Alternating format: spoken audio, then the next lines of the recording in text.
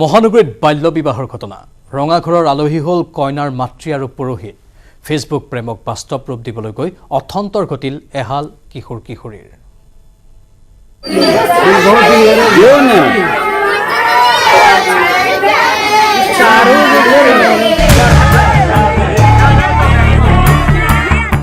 অভিজাত গুৱাহাটীত লজ্জাজনক ঘটনা বাল্য বিবাহ চলি থকাৰ মাজতেই চলিল আৰক্ষীৰ অভিযান প্ৰথমে ফেচবুকত চিনাকি তাৰ পিছত প্ৰেম ল'ৰাৰ বয়স 16 ছোৱালীৰ বয়স 15 ল'ৰা ইউপিৰ ছোৱালী অসমৰ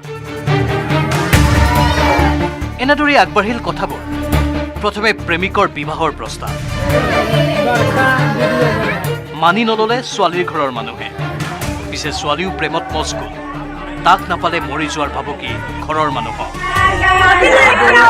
চিনেমাৰ দৰে প্ৰেম কাহিনী চলি থকাৰ মাজতে যোৱা 10 তাৰিখে গুৱাহাটীত প্ৰেমিক আহি উপস্থিত হ'ল প্ৰেমিকাৰ ঘৰত উপস্থিত হৈ দুদিন থাকিয়েই 12 তাৰিখে বিয়াত বহিল দুই প্ৰেমিক প্ৰেমিকা বিয়া মানে এখন বেলেগ ধৰণৰ বিয়া ইউপিৰ পৰা অকলে আহিল ল'ৰা সন্ধিয়া মন্দিৰত আৰতি চলি থকাৰ সময়তেই হঠাৎ পুৰোহিতৰ ওচৰত বিয়া পাতো বুলি বহি দিলে প্ৰেমিক প্ৰেমিকা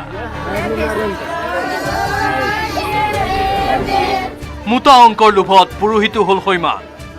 দুটি সন্তানৰ ভৱিষ্যতৰ আশংকা আওকাণ কৰি সকলো আইন ভৰিৰে মোহাৰি ছোৱালীৰ ঘৰতো চলিল বিবাহৰ আয়োজন পিছে বিবাহৰ মাজতে আৰক্ষী আৰু চাইল্ড লাইনৰ অভিযানত দুই প্ৰেমিক প্ৰেমিকাৰ লগতে বিবাহ কাৰ্য সম্পাদন কৰা পুৰোহিত তৰুণ কুমাৰ ঝা আৰু মাতৃ সীতা দেৱীক আটক কৰিলে আৰক্ষীয়ে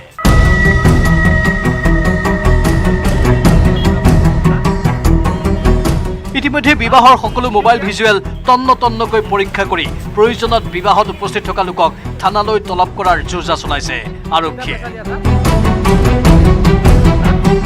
ভাস্কৰ জ্যোতি হাজৰিকাৰ report news 18 Assam north east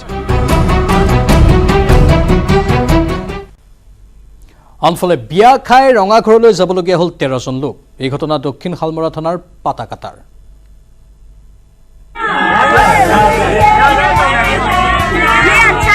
বিয়াঘৰৰ আলহী হলগৈ ৰঙাঘৰৰ আলহী এজন দুজন নহয় দুখনকৈ বিয়াৰ ৰভাতলিৰ পৰা 13 জনকৈ লোকক উঠাই নিলে আৰক্ষীৰ এটা দলে কাৰণ বিয়া দুখন আছিল দুগৰাকী কিশোৰীৰ দক্ষিণ শালমাৰা থানাৰ অন্তৰ্গত পাতাকাটা আৰু মোটাখোৱাত আৰক্ষীয়ে চলালে অভিযান পাতাকাটাৰ মজিবুৰ ৰহমানৰ ঘৰত এগৰাকী 15 বছৰীয়া কিশোৰীক বিয়া দিয়াৰ চলিছিল আয়োজন আনহাতে মোটাখোৱাৰ চাহাবুদ্দিনৰ ঘৰত আন এগৰাকী 13 বছৰীয়া কিশোৰীৰ বিয়া পতাৰ উদ্যোগ লৈছিল পৰিয়ালটোৱে দুয়োখন বিয়া চলি থকাৰ সময়তেই আৰক্ষীয়ে অভিযান চলাই পাতাকাটাৰ পৰা 9 জন আৰু মোটাখোৱাৰ পৰা 4 জন লোকক আটক কৰি নিলে অভিযানকাৰী দলটোৱে প্ৰায় 9 জনমান মানুহ আৰু মুঠাখোৱাৰ পৰা প্ৰায় 4 জন মানুহক আমি ধৰিবৰ কাৰণে সক্ষম হওঁ আৰু তেওঁলোকক আমি মহামান্য আদালতত প্ৰেৰণ কৰিছোঁ আমি আচলতে তাত যোৱাৰ লগে লগে আমি যেতিয়া ইনফৰমেশ্যন পাইছোঁ যে তাত বাল্য বিবাহ সম্পন্ন হৈ আছে আমি গৈ পোৱাৰ পাছত আমি তাত থকা মানুহখিনি কৰায়ত্ব কৰিব সক্ষম হওঁ কিয় তেওঁলোক দৰা কইনাখিনি হয়তো মানে আন্ধাৰ সুযোগ লৈ তাত পোৱাত ওচৰত গুচি যায় বাল্য বিবাহ ৰোধ কৰাৰ ক্ষেত্ৰত অতি কঠোৰ ভূমিকা ল'বলৈ সাজু বুলি সদৰি কৰিলে আৰক্ষী থানাৰ বিষয়াই চাইল্ড মেৰেজৰ ৰোধ কৰাৰ কাৰণে মানে বহু ধৰণৰ এৱাৰনেছ প্ৰগ্ৰেম পাতি থকা হৈছে মাননীয় DC মহোদয় আৰু SP মহোদয়ে যিমানখিনি মানে চেষ্টা কৰি আছে বাল্য বিবাহ ৰোধ কৰাৰ কাৰণে কিন্তু আমাৰ যিখিনি ৰাইজ আছে ৰাইজে কোনো ধৰণৰ মানে বৰ্তমানলৈকে সঁহাৰি জনোৱা দেখা পোৱা নাই আমি কোনো কাৰণত বাল্য বিবাহ সম্পন্ন কৰিব নিদিওঁ আমাৰ এলেকাত মানকাছৰৰ পৰা Shahjahan Ali news 18 Assam north east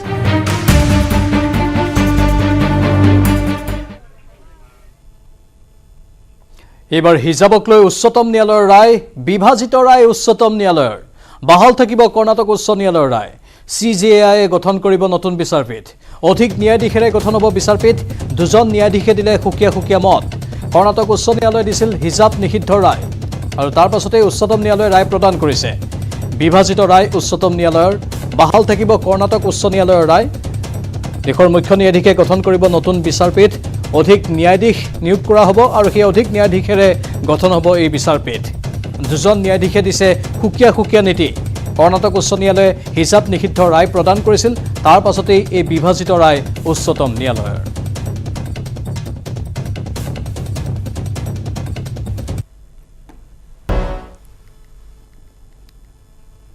আৰু অৱশেষত মাজুলীৰ তেজস্বিতাৰ মৃত্যুৰ ঘটনা সন্দৰ্ভত সাক্ষ্য প্ৰদান কৰিলে মাজুলীৰ দল সংগঠনে প্ৰথম অৱস্থাত সাক্ষ্য দিবলৈ অহা নাছিল কোনো লোক চিকিৎসকৰ গাফিলতি বা চিকিৎসাৰ গাফিলতিত মৃত্যুৰ অভিযোগ উঠিছিল ঘটনাৰ তদন্ত ঘোষণা কৰিছিল স্বাস্থ্য বিভাগে তিনিদিনীয়া সাক্ষ্য গ্ৰহণ প্ৰক্ৰিয়াত অংশ লোৱা নাছিল দল সংগঠন আৰু কোনো লোকে প্ৰথমে 10 অক্টোবৰৰ পৰা 12 অক্টোবৰলৈ আছিল সাক্ষ্য গ্ৰহণৰ সময়সীমা বৃহস্পতিবাৰে 19 অক্টোবৰলৈ বৃদ্ধি কৰা হৈছিল সাক্ষ্য গ্ৰহণৰ সময়সীমা আমিও বাতৰি সম্প্ৰচাৰ কৰিলোঁ আৰু প্ৰতিক্ৰিয়াও হ'ল তাৰ পাছত অৱশেষত মাজুলীৰ তেজস্বিতাৰ মৃত্যুৰ ঘটনা সন্দৰ্ভত সাক্ষ্য প্ৰদান কৰিলে মাজুলীৰ দল সংগঠনে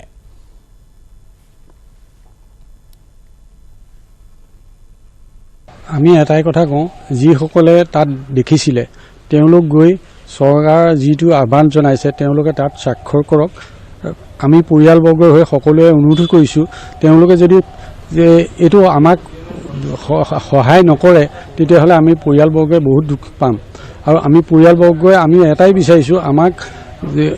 অইন নালাগে আমাৰ মেডিকেলখন কি কয় চিভিলখন আমাক অলপ উন্নতি কৰি দিয়ক যাতে কোনো মানুহ বাহিৰলৈ যাব নালাগে ইয়াতে হওক আৰু আমাক বিশেষকৈ দলংখন লাগে দলংখন আগবঢ়াই দিয়ক তাৰ বিনিময়ত আমি যিখিনি আমাৰ মানুহ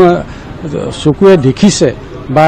জাতি দল সংগঠন সকলোৱে দেখিছে তেওঁলোকে গৈ স্বাক্ষৰ কৰিলে আমি পৰিয়ালবৰ্গৰ হৈ কাটৰে অনুৰোধ কৰিছোঁ তেওঁলোকে যেন স্বাক্ষৰ দিয়েগৈ তেওঁ মৃত্যুৰ লগে লগে যিটো জাগৰণ দিছিলে এতিয়া সেইটো আমি দেখিবলৈ পোৱা নাই বিশেষকৈ আমি পৰিয়ালবৰ্গই সেইটো কাৰণে বহুত দুখ পাইছোঁ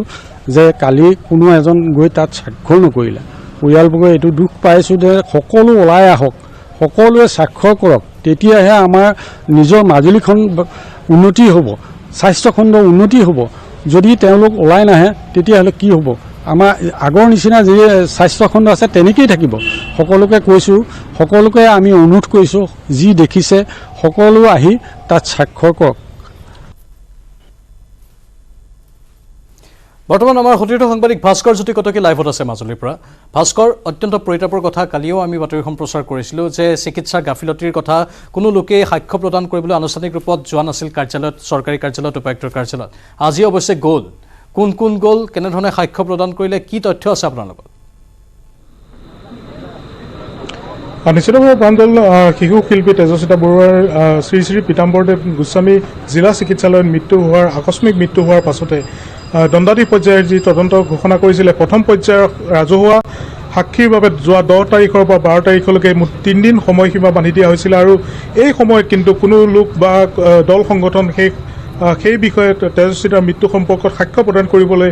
অতিৰিক্ত উপায়ুক্তগৰাকীৰ কাৰ্যালয়ত উপস্থিত হোৱা নাছিলে আৰু কালিৰ দিনটোক এই প্ৰথম পৰ্যায়ৰ সাক্ষী গ্ৰহণৰ সময়সীমা শেষ হোৱাৰ পাছতে আমি বাতৰি সম্প্ৰচাৰ কৰিছিলোঁ তাৰ পাছতে এই সাক্ষী গ্ৰহণৰ সময়সীমা বৃদ্ধি কৰা হৈছিল 19 অক্টোবৰলৈকে আৰু আজিৰ দিনটোত পৰিয়ালবৰ্গৰ কাটৰ আহ্বান আৰু এই কোনো লোক আচলতে সাক্ষ্য প্ৰদান কৰিবলৈ নহা বাতৰিক লৈ বৰ্তমান সৰ্বত্ৰে চৰ্চা হোৱাৰ পাছত আজি মাজুলী জিলা ছাত্ৰ সন্থা কোচ ৰাজবংশী ছাত্ৰ সন্থা আৰু সাংবাদিক সন্থাই অতিৰিক্ত উপায়ুক্তগৰাকীৰ কাৰ্যালয়ত সাক্ষ্য প্ৰদান কৰেহি আৰু 19 তাৰিখলৈকে যিহেতু সময় আছে মাজুলীবাসী ইতিমধ্যে সাক্ষ্য প্ৰদান কৰিলে ধন্যবাদ জনাইছোঁ ভাস্কৰ আৰু সাক্ষ্য প্ৰদান কোনকেইটা দল সংগঠনে কৰিলে সেয়া আপোনালোকে গম পালে আৰু ভবা হৈছে যে এই সাক্ষ্য প্ৰদানৰ পাছত আনুষ্ঠানিক ৰূপত মাজুলীবাসীৰ সমস্যা সমাধানৰ বাবে পৰৱৰ্তী সময়ত যি প্ৰতিবেদন দাখিল কৰা হ'ব সেই প্ৰতিবেদনত সেইখিনি কথা সন্নিৱিষ্ট কৰা হ'ব ধন্যবাদ ভাস্কৰ 2023 চনত অনুষ্ঠিত হ'বলগীয়া নাগালেণ্ড বিধানসভা নিৰ্বাচনৰ পূৰ্বে বিজেপি নেতৃত্বাধীন এনডিএ চৰকাৰে নগা বিদ্ৰোহী সংগঠনসমূহৰ সৈতে একক তথা চূড়ান্ত চুক্তি কৰিবলৈ বিশেষ তৎপৰতা আৰম্ভ কৰিছে এই ক্ষেত্ৰত NSCN-IM আৰু NNPGৰ মাজত চলিত মাহতেই অনুষ্ঠিত হ'ব এক বুজাবুজি পিছে এই সকলো জল্পনা কল্পনাক বিধি পথালি দিছে চীন সীমান্তত বাহৰ পাতি থকা NSCN-IMৰে এলি কামাণ্ডো তথা বৈদেশিক মন্ত্ৰালয়ৰ মুৰব্বী ফুংটিং চিমৰাঙে এই প্ৰতিবেদন আগবঢ়াই বিদায় লৈছোঁ চিটি 18ৰ পৰা তাৰ পাছত চাব আপোনালোকে প্ৰাইম টাইম 18 নমস্কাৰ পৃথক পতাকা আৰু পৃথক সংবিধান অবিহনে ভাৰত চৰকাৰৰ সৈতে কোনো কাৰণতে চুক্তি নকৰে নগা বিদ্ৰোহী সংগঠন NSCN-IM এই কথা বাৰম্বাৰ থুইংগালেং মুইভা নেতৃত্বাধীন NSCN-IM স্পষ্ট কৰি আহিছে পিছে ভাৰত চৰকাৰো নাচুৰ বান্দা পৃথক পতাকা নগা ৰাইজে সাংস্কৃতিক চিহ্ন হিচাপেহে ব্যৱহাৰ কৰিব পাৰিব। পৃথক সংবিধান নহয়, নগা ৰাইজে প্ৰথাগত বিচাৰ পৰ্বহে চলাব পাৰিব। ইয়াৰ মাজতে 2019 পৰা স্তব্ধ হৈ থকা NSCN-IMৰে ভাৰত চৰকাৰৰ আলোচনা চলিত বৰ্ষত পুনৰ আৰম্ভ হৈছে। কিন্তু এই ক্ষেত্ৰত উভয় পক্ষ এতিয়াও কোনো সিদ্ধান্তত উপনীত হ'ব পৰা নাই। ইপিনে 2023 চনত অনুষ্ঠিত হ'ব নাগালেণ্ড বিধানসভাৰ নিৰ্বাচন। বিধানসভাৰ নিৰ্বাচনৰ পূৰ্বে ভাৰত চৰকাৰৰ লগতে নাগালেণ্ড বিধানসভাৰ সকলো বিধায়কেও বিচাৰিছে নগা শান্তি চুক্তি। এই ক্ষেত্ৰত 7টা বিদ্ৰোহী গোটৰ উমৈহতীয়া মঞ্চ NNPGয়ে পৃথক পতাকা আৰু সংবিধান অবিহনে চৰকাৰৰ সৈতে চুক্তি কৰিবলৈ সাজু। শেহতীয়াকৈ NNPG আৰু NSCN-IMে ফৰাম অফ নাগা ৰিকনচিলিয়েশ্যনৰ জৰিয়তে ঐক্যমতত উপনীত হ'বলৈ আগবাঢ়িছে। খবৰ মতে চলিত মাহতেই NNPGৰ এটা প্ৰতিনিধি দলে এক গোপন স্থানত NSCN-IMৰ প্ৰতিনিধিৰ সৈতে আলোচনাত মিলিত হ'ব। পিছে এজন বিদ্ৰোহী নেতাই দিছে বিধি পথালি। মনত আছে নেকি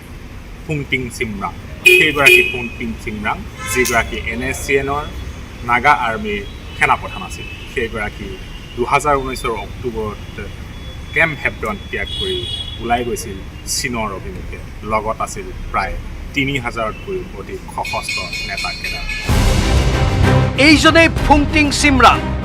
NSCN-IMৰ সামৰিক গোট নগা আৰ্মীৰ এসময়ৰ অবিসম্বাদী তথা দুৰ্ধৰ্ষ সেনাপ্ৰধান। এওঁ সম্প্ৰতি ম্যানমাৰ চীন সীমান্তত, লগত নাগা আৰ্মীৰ উপসেনাপ্ৰধান হান সিং। ফুংটিঙৰ নেতৃত্বত সহস্ৰাধিক সশস্ত্ৰ কেডাৰে 2019 অক্টোবৰৰ শেষ ভাগত গঠন কৰিছিল NSCN-IMৰ এইটো কেম্প হেব্ৰন।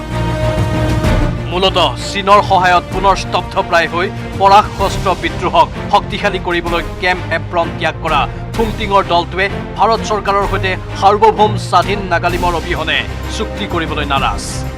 ফুংটিঙৰ দলটোৰ স্থিতিত এতিয়া কেম্প হেব্ৰনত থকা থুইংগালেং মুইভাও বিভাগত পৰিছে ভাৰত চৰকাৰৰ সৈতে বুজাবুজিৰ চুক্তি কৰিবলৈ।